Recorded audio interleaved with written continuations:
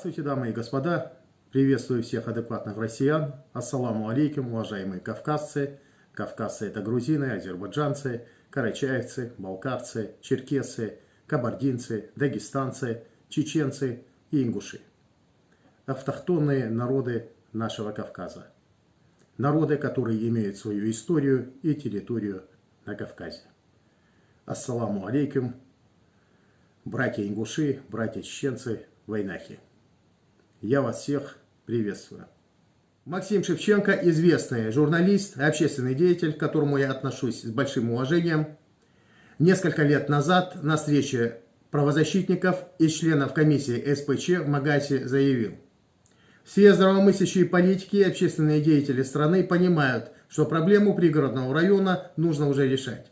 И решение это заключается только в возвращении всех ингушей в свои села, которые они вынужденно покинули из-за этнической чистки 1992 года, направленной против ингушского населения пригородного района и города Владикавказа. Безусловно, ингуши должны иметь возможность беспрепятственно жить в тех местах, где находятся могилы их предков, заявил Максим Шевченко. И всякое препятствие этому является преступлением.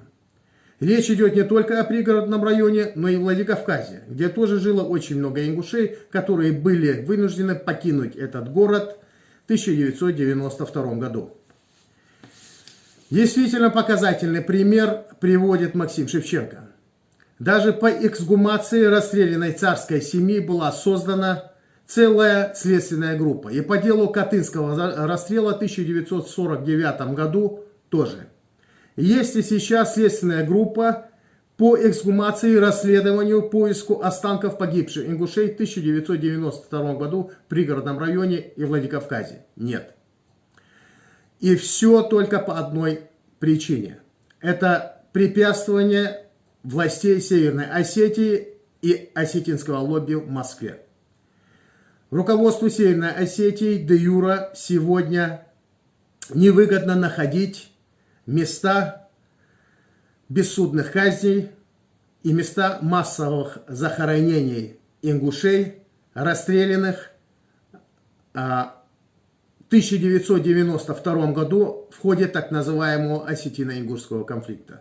198 человек ингушской национальности сегодня числятся в списках без вести пропавших.